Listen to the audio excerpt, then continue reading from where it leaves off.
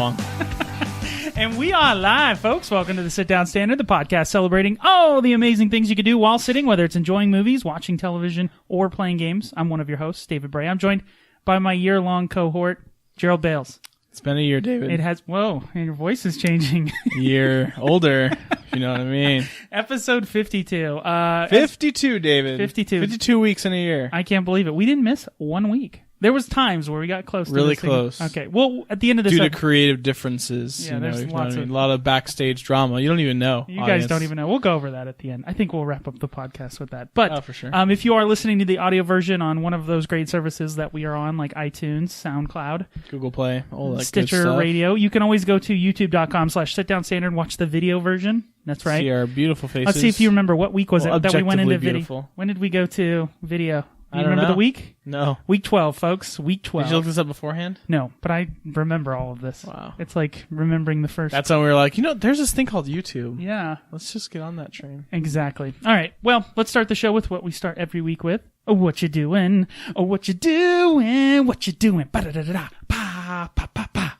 52. I don't think I did that all 52 episodes. No, it came around. A fan, grab all of them and loop them together and send it to us in a YouTube video. Yeah, exactly.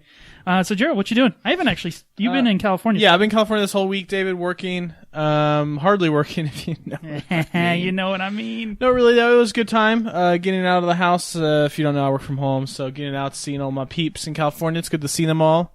So a couple things. We are based in Southern California, so we had a bonfire at Huntington Beach. Is that like a thing California people do? I assume some California people do because we were there. I mean, so it was like a registered like bonfire. Like no. So usually in Huntington Beach, the city, there's a state beach, so state park. Yeah, you pay $50 to park, and then there's a bunch of fire pits. $50 to park. 15, David. Oh, I thought you said 50. Open your ears. Listen, it's California. You never know. All right, go ahead. 15. Anyway, so you grab a fire pit, and you bring on wood and all that kind of stuff, and you can't drink alcohol. Sure. But, I had, we had our fair share. We had water bottles full of don't water. do glass. They'll sometimes drive around. Don't make it obvious. But, yeah, it's a good time had with the employees and some of their families and stuff. And, yeah, it was a good time. We tried to set an axe on fire. Did not work out. An axe? Yeah, Mike brought an axe to, cut the wood down to, kindling, I'm thinking like at the end, we were like a Viking warrior. We gotta light this axe on fire. So we sprayed it with lighter fluid and, lit for a little bit, but not enough to, get an epic picture or anything. What was that off Game of Thrones? This flaming sword. Someone should have picked it up. Lord of Lights. Yeah, exactly. But yeah, we had some s'mores, some dogs, Dude, I am are amazing. Huge fan of s'mores. Why don't we eat more s'mores? S'mores are one of my favorite foods, David. I think for me, I did not, but it's one time. Here's a s'mores story for you. We had s'mores when we were camping or something like that. And we came home the next day, and I was just like, I need some more s'mores. So I turned on the gas on the stovetop, the range, and we have a gas one, so it tick, tick, tick. And Alyssa's in the other room, my wife, and she's like, "What are you doing?" She can't see me, and I'm like, "I'm smoking a cigarette." I don't smoke, by the way. She's like, "What are you doing?" I was like, "I'm making s'mores. Leave me alone." But if you're making s'mores in your kitchen, by yourself, that's when it's bad news bears. No, s'mores, that's sometimes the only way you can. No. David, are you a my marshmallow is magma black guy, or are you just a gently cooked and it's still gooey enough? Right? I don't enjoy cancer. I'm pretty sure when you make it all black, that's just like a cancer marshmallow. Like a crust of cancer. It's gross. It's gross. Yeah. It's definitely Some gross. people We were having this argument at the fire because people were like, "No, I want you to light it on fire, let it stay lit for 3 seconds, and then blow it out." No. It's disgusting. I want it toasted, light brown, maybe specks of brown. And we smush in between. It's all nice and gooey. Oh, good David. Lord. By the way, while I was there, I normally do shopping on Monday to get breakfast, stuff like that. Yeah. They had s'mores Oreos, and I bought a thing of them. Yeah. They're delicious. What's with Oreo? Oreo's lost its mind. It's they hired a group of super high creative department, and then we should make pizza Oreos. There's a Swedish fish one that I heard is not very good. Yeah, well, hey. So you can't be winner every time. Yeah, exactly. Right? The cheesecake one's pretty good. They have a red velvet. Ridiculous! You brought those over once. I remember. I think I did. They're really good. Yeah, you know how bad it was. Remember when we were kids, they came in a box, and now they come with a thing that you peel off because they're just look. We need to least effort. Yeah, possible. Come on, these fat people. Yeah, you're gonna eat the whole sleeve or whatever. Yeah. Just get into it. But yeah, and then speaking of Oreos, David. Yep. Started a weight loss competition at work. Oh, you did you? We did. That's 3 months. Okay. It's a $50 buy-in. Ooh. It's a little steep, How and many the people? company will match. Oh, the company will match those as well. Now you so I've heard, and there's still some specific asterisks. Some but tease the crowd. I'm hoping it's percentage. Hopefully, it's definitely percentage. Okay. No, there's two competitions, David. There's weight loss and weight gain. Because we got some people that are like, I'm too skinny. Oh, what a problem to have. Yeah, right. I feel bad for you. So we got some kind of athletic people that work for us that want to like bulk up, like muscle wise. Okay. So they're doing. I'm definitely not doing the gain because I would win easily, hands down. I am trained my in the giant arts. meaty hand down. I would win. So I'm doing weight loss. Okay. There's 8 of us. All right. So that's a pretty good, nice little prize pool for 90 days. Yeah. It's better than the one we did. I think we did it. Well, not amount of people, but I think we did it for about the same amount of time, 90 days. Yeah, but it's not $400 payoff or anything like that. So that's true. What did we had to buy Jordan an Xbox that he never uses. So yeah, we put in money towards the Xbox. Yeah, it was like 60. But anyway, I digress. But yeah, so in that, so I got my water here. Yeah, no more soda, no more s'mores Oreos. No, I haven't had actually energy drink in 2 months now. I think when we started. Yeah, we stopped drinking them. Those things are so good. I hate energy drinks. I love energy drinks. And like I game late at night on Fridays and Saturdays. It goes well with like late night, 2:30 in the morning, Overwatch. You're starting to go to sleep. You know what goes well with that? What? A Monster Energy drink. It just pairs perfectly. Yeah. Needs to go to bed. It's stop weird playing too, Overwatch. like, losing. I didn't drink energy drinks. I don't think until I worked Black Friday at AT&T with you. Because our manager brought in like a case of the Rockstar. Monsters, right? Yeah, it was Rockstar, I think. And I was like, oh no, I don't like. I thought of it as like a drug. I was like, I don't dabble in that stuff. Because there was a period of time when like energy drinks first came out. Not like they're ubiquitous now, but like at the beginning it was kind of like, hey man, you don't drink that stuff. Like it'll mess you up. Yeah. But then you take a sip and it's like anything like crack. It's like, okay, I'm good. Let's have some more. But anyways, I love the Monster Energy drink. But I definitely miss them. But I don't feel bad about not. Yeah. I did have one this week though, but that was because I stayed up. I stayed up over 20. I had a thing crazy with work, and I had to stay up over 24 hours. Boo-hoo me, but that was the only thing that was going to get me through it. All right, well, not too bad. What else we got here? I played a new iOS game, David. Okay, so you're not playing Dots & Company. You got me hooked on that. Yes, David. Yes, I removed Dots & Company from my phone. It's such a good game. I got to like level 47 to the point where I was just like, I don't like you're out of moves, See, I don't mind that because then it's like a palate cleanser. Like, well, it's more like you're too dumb to get through this level. Maybe you need the break, kind of thing. See, I'm at like level 70 something. Jesus, dude. Yeah, but I haven't paid anything, which I feel bad because I really do like the game, and there is. As you play it more, like it gives you more powers and different powers, and it gets harder. Mm-hmm. It's an awesome puzzle game, and it's super simple, but it is infuriating when you're like 1 or 2 away from getting to the next level. Yeah, I'm not a big mobile game player, so when I'm playing a game on my phone, it's more like Pokemon I was playing Go. it. Yeah, exactly. Walking around doing something, or I'm chillaxing. Like I was playing Dots & Co on the airplane. I was just like, I want this airplane to fall out of the sky. I'm so frustrated with this game. Right. No, I probably a little dark there. No, but jeez. But yeah, so I was just like, screw it, uninstall it. But I got a new game. Okay, it's called REIGNS. Yes, from Devolver Studios, I believe. Something like that. This came out this week. Yeah, some hype around it. Yes, it's very cool. It's like a card. It's almost like a card game, but you play a king, and you're given one of 2 choices, and they're displayed on these cards, and it takes you through a story. And you have 4 different metrics. There's like religion, army, your people, and then like a money. And if any of those go all the way to the bottom, all the way to the top, you're not king anymore. So, like, for example, I did not know this, but I had, like, my religion all the way up. It's like, oh, the Pope's taking over, you're not the king anymore. Or throw you in the dungeon. So is it like, it's an RPG type thing? Like, it presents you with a particular scenario, and then you have 2 choices, right? Exactly, yeah. And you just go by, with your kingdom, oh, our people are hungry, should we feed them? Yes, we'll feed them. The people meter goes up, but your money goes down, or no, we won't feed them, your money stays up. Kind of, so it's a balancing act between these 4 So is it things that are presented to you as the king, like crises and things like that? Okay. Exactly, yeah. We got a war on the western side. Do we send the army or send the church? Stuff like that. Send the church. I guess talking down, I don't know. Praise God, don't attack us.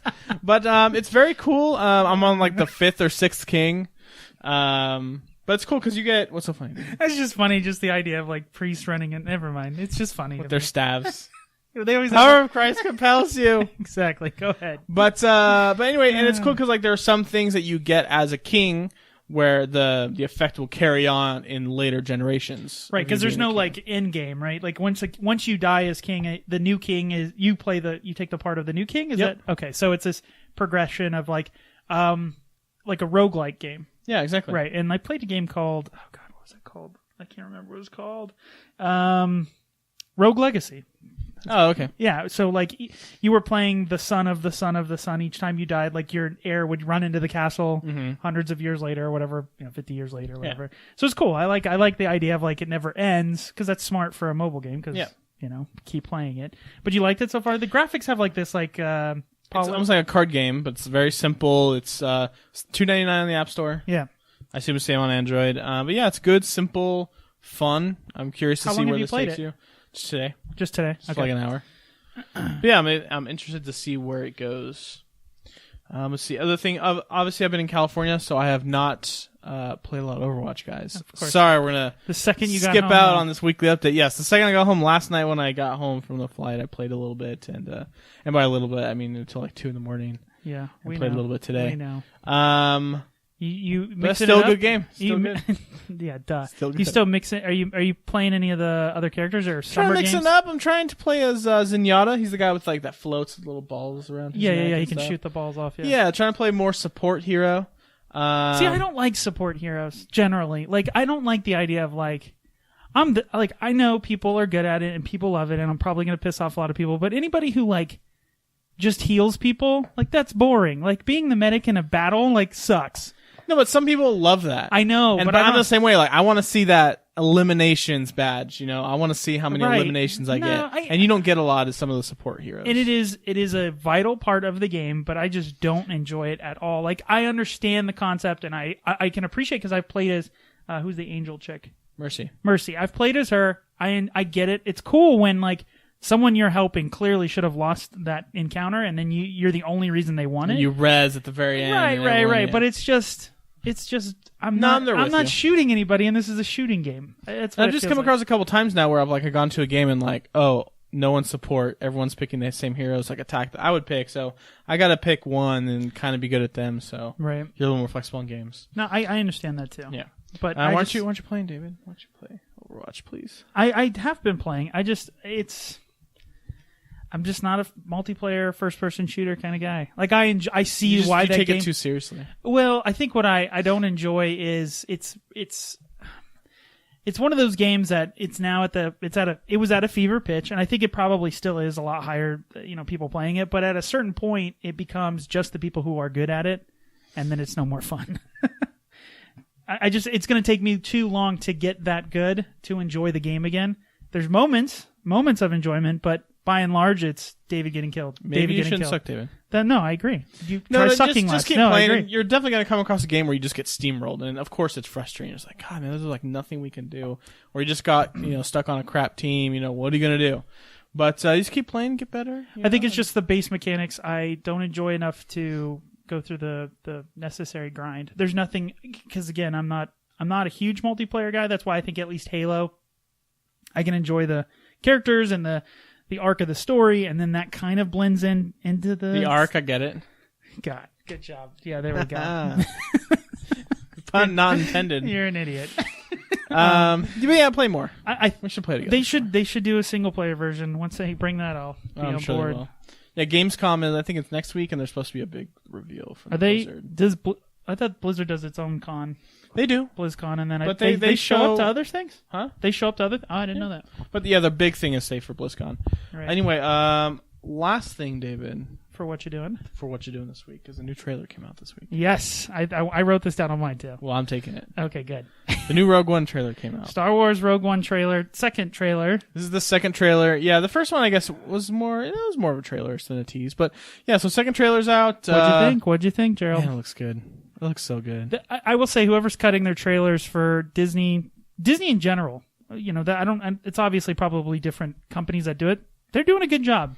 They don't never give anything like too much away. There's no like plot, like specific plot, like or showing the big battle at the end or whatever it's gonna be. Even like Force Awakens, even like some of the later trailers and stuff didn't give too much away. You see characters, you see recognizable, starships. You all the see stuff that makes you giddy and stuff. Right, but I think the problem is that Star Wars has that built in. Like other things can't do that because they're introducing new things. Now that's not I know we bring up this movie every single time, but with Batman versus Superman, David, how dare you?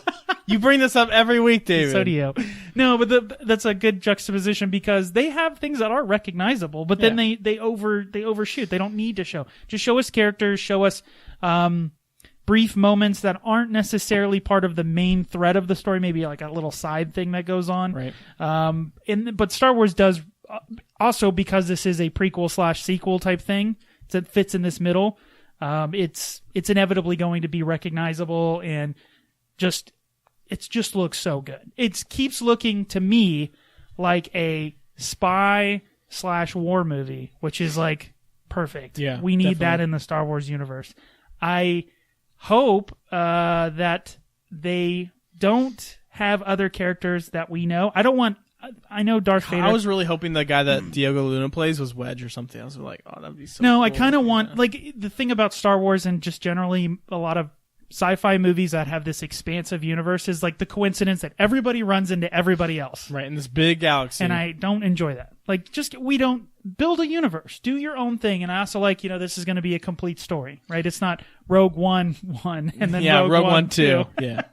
That would be funny if they did do that. But I see what you're saying, but in this Star Wars universe, like, we're going to go steal Death Star plans, right? So, like, are we going to see Tarkin, who was instrumental in building the Death Star? Or I think we're obviously going to see Vader. Right. So seeing classic characters like that get me like, ooh, like get a little giddy and get a little Star Wars goosebumps and stuff. Right. No, for sure. I think, but generally, what's your speculation? Let's get into some. What do you think's going on in here? Well, I'm going to guess by the end of the movie, Death Star plans are in the hands of the rebellion. Okay. Good. Just spitballing here, David. Okay. I'm assuming that's what's going to happen. Yeah, you're such a risk taker. I have a feeling that, who do you think these people are going to die one by one in this movie. These team of people, they're going to die one by one.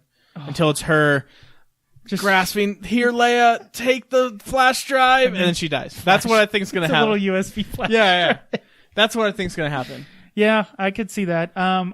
There's some interesting parts of this trailer that kind of reveal different things.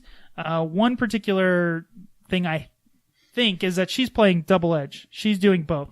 Well, there's a couple guys that are on the good guys team on the rebellion that have Imperial uniforms, but they're behind enemy lines. But in the last trailer, when she's in that tunnel area and the lights light up, shows her in like the armor and stuff. But she's in an Imperial armor. Yeah. Okay, so that's awesome. Like whatever. But in that trailer, in the newest trailer, it's like 3 or 4 of the guys with Imperial patches and stuff on. Mm-hmm. So.